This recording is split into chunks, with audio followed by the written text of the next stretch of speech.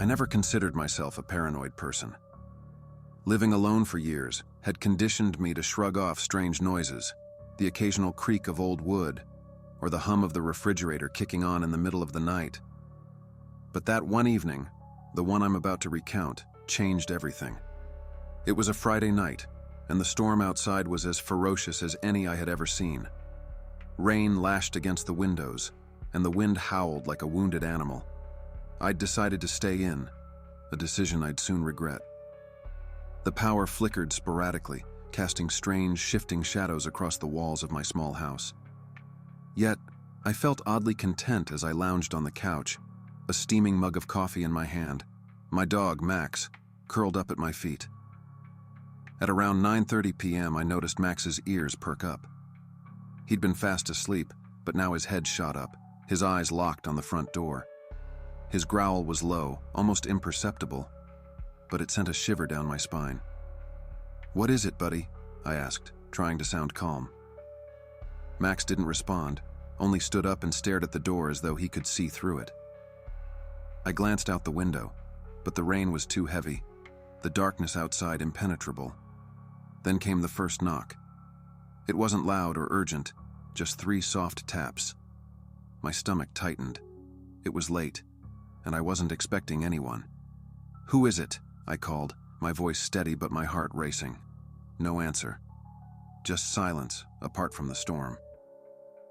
Max barked once, a sharp, almost frantic sound. I walked to the door and peered through the peephole. Nothing. The porch light was out, and the rain distorted everything. I stood there for a moment, debating whether to open the door. Then came another knock, this time louder. I jumped back instinctively. My hand hovered over the doorknob, but something inside me screamed not to open it. Instead, I reached for my phone to call the police, but as I unlocked the screen, the power went out completely.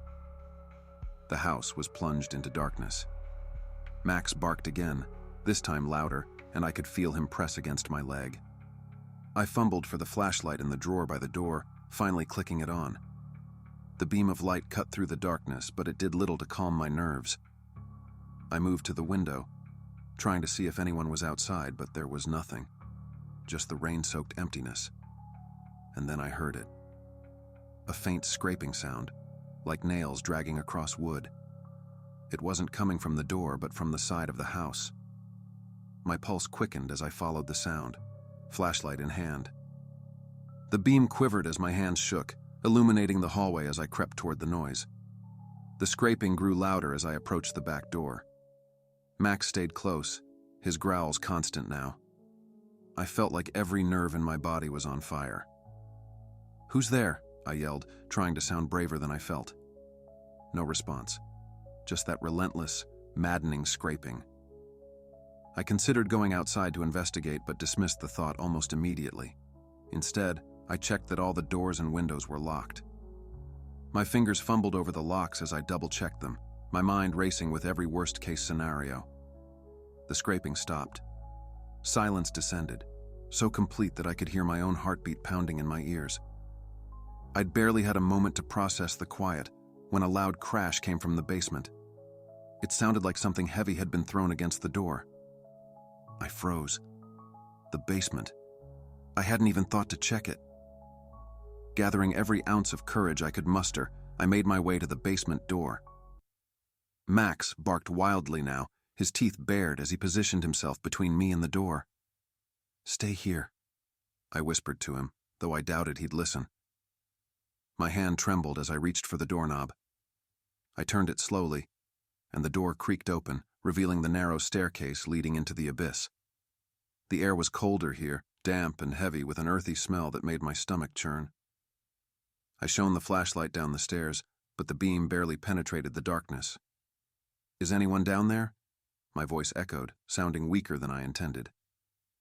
No reply, just the faint drip of water somewhere below. Step by step I descended, the wooden stairs groaning under my weight. Max, despite my command, followed close behind. When I reached the bottom, I swept the flashlight across the basement. It was cluttered but empty, or so it seemed at first glance. And then I saw it, a footprint. Wet and muddy, It led from the basement window, which was now slightly ajar, to the far corner of the room. My breath caught in my throat as I followed the trail, the beam of my flashlight trembling. In the corner, hidden behind old boxes, was a figure. At first, I thought it was a pile of clothes or something innocuous. But then it moved. My scream caught in my throat as the figure straightened, towering over me. I could barely make out its face, but the eyes were unmistakably human and filled with a cold, calculated malice. Before I could react, the figure lunged. Max leapt at the intruder, snarling and biting, giving me just enough time to scramble up the stairs. I slammed the basement door shut, locking it and bracing myself against it, my chest heaving. Seconds later, the pounding began. Whatever was down there wanted out, and it was relentless. I grabbed my phone, dialing 911 with trembling fingers. The operator's voice was a lifeline as I stammered out my address, begging them to hurry. The police arrived within minutes, though it felt like an eternity. When they opened the basement door, it was empty. No sign of the intruder. Only Max, injured but alive, lay at the bottom of the stairs. The muddy footprints were gone, the window firmly shut. The officers assured me they'd patrol the area, but their words did little to comfort me. That night, and many nights after, I couldn't sleep. The thought of those cold eyes in the darkness haunted me. I never found out who or what it was that had invaded my home, but one thing was certain: I was never truly alone. I've always enjoyed solitude. As an aspiring writer, nights alone in my small apartment offered a kind of solace, a chance to focus, to breathe, to let my imagination wander. But one night, solitude turned into something else entirely, something I wish I could forget. It started like any other evening. Rain lashed against the windows as I brewed my second cup of coffee and settled into my creaky wooden chair. My laptop's glow illuminated the room, the only source of light apart from a dim floor lamp in the corner. The hum of the city outside was muffled by the storm, leaving me cocooned in silence. Around midnight, I heard it for the first time. A soft thud from the kitchen. I paused, fingers hovering over the keyboard, and listened. Nothing. I brushed it off, probably the wind rattling something loose. I went back to typing. Minutes later, another sound. This time, it was closer. A faint creak, as if someone had stepped on the loose floorboard near the hallway. My heart quickened, but logic overruled fear. Old buildings made noises, I told myself. Pipes, wood, the building settling.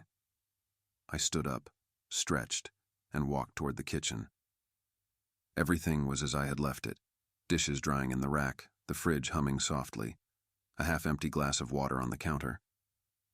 Still, the unease lingered, like a shadow at the edge of my thoughts. Back at my desk, I tried to immerse myself in my writing, but the words refused to flow. My mind kept drifting to the sounds. Were they real? Or was I imagining things? The storm outside intensified, thunder rumbling low and ominous, as if the universe itself was unsettled. That's when I noticed the air had changed.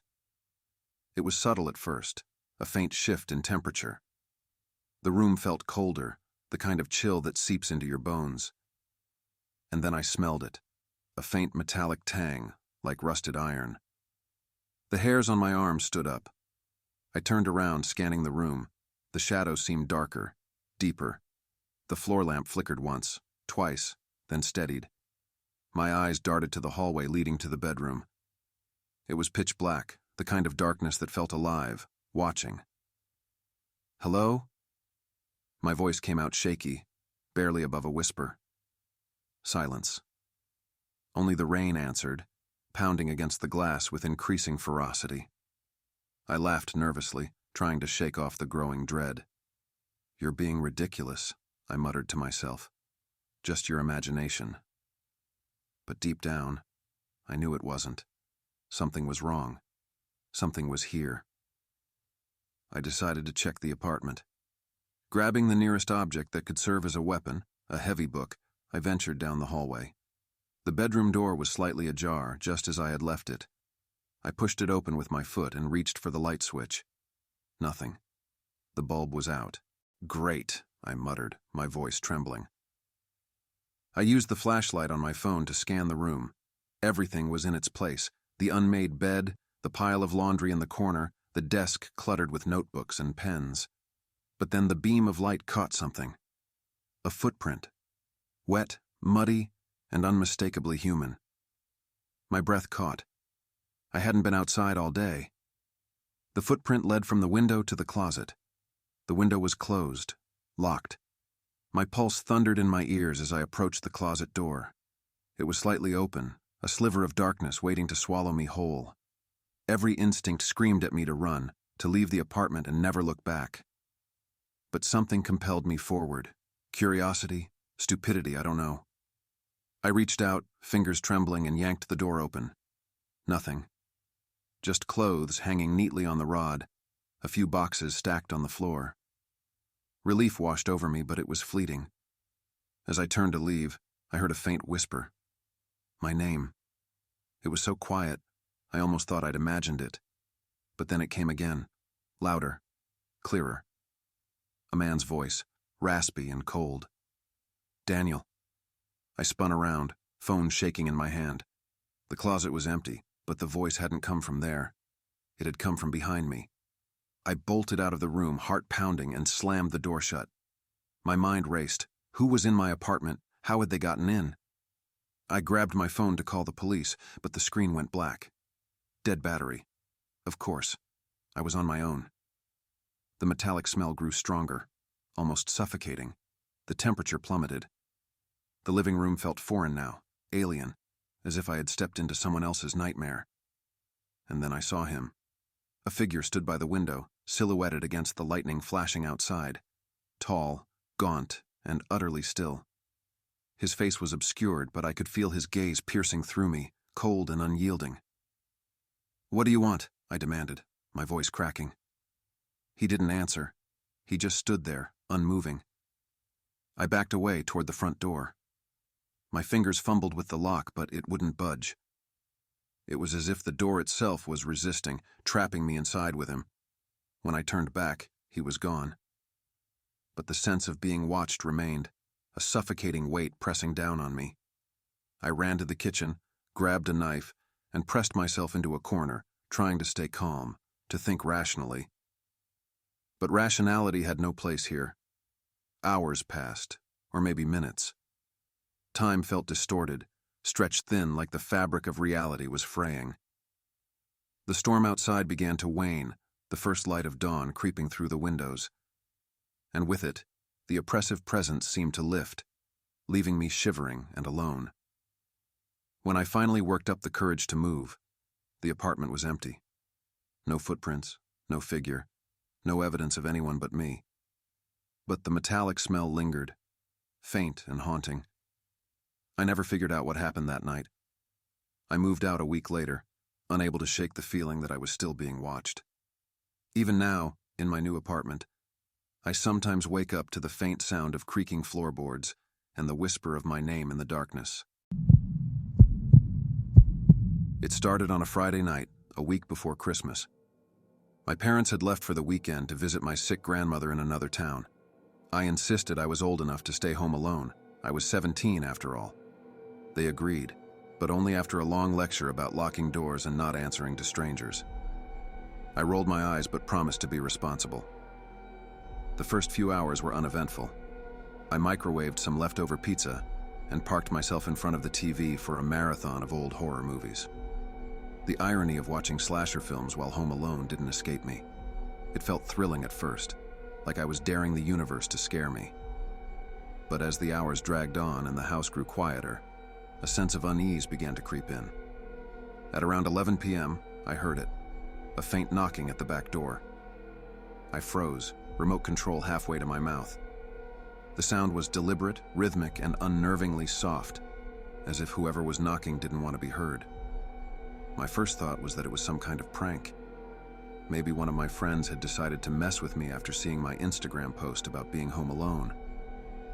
I crept toward the back door, trying to make as little noise as possible. The knocking continued. When I finally reached the door, I stood there for what felt like an eternity, too scared to look through the peephole. Gathering my courage, I pressed my eye to the tiny glass circle. There was nothing there. Just darkness and the faint silhouette of our backyard. I let out a shaky breath and double-checked the lock.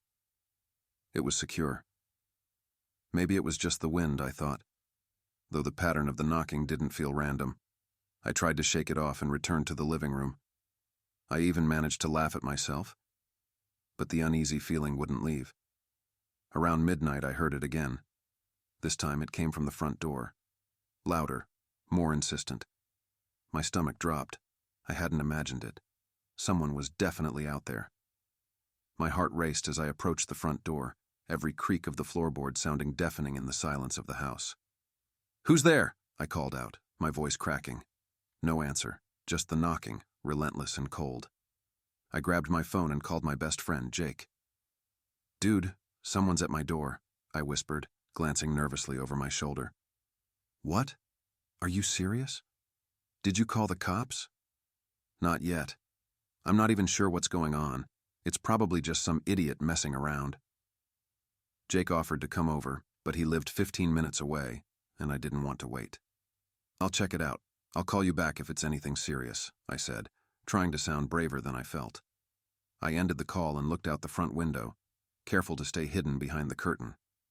The street was empty, bathed in the pale orange glow of the streetlights. But then I saw it, movement near the bushes by the driveway.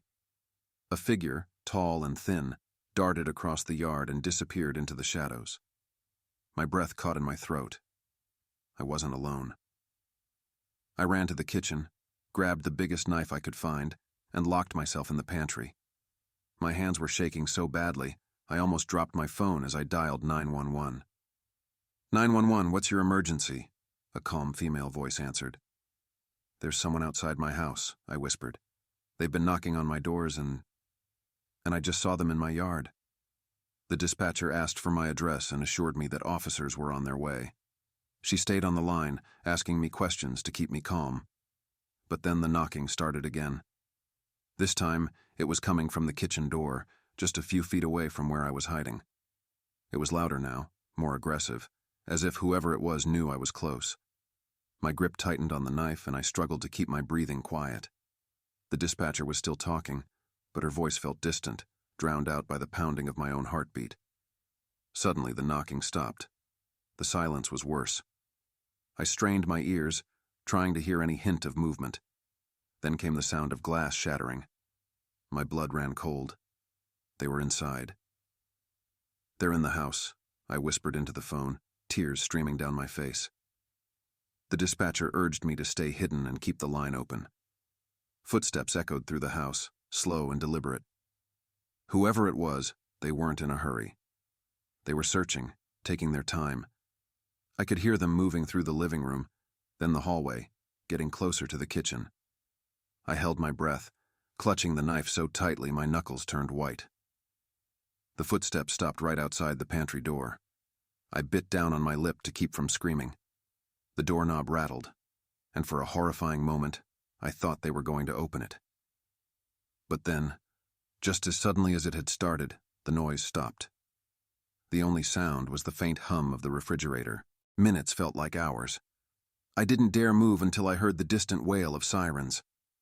Flashlights danced across the windows, and a voice called out, "This is the police. Is anyone inside?" I burst out of the pantry, sobbing and shaking as I ran to the officers. They searched the house but found no one. Whoever had been inside was gone. The back door was wide open, the lock broken, and muddy footprints trailed across the floor. The police assured me they'd patrol the neighborhood and suggested I stay with a friend until my parents returned. Jake came to pick me up, and I spent the rest of the night at his place, jumping at every little sound. The intruder was never caught. To this day, I don't know what they wanted or why they chose my house. But sometimes late at night I swear I can still hear that soft, deliberate knocking.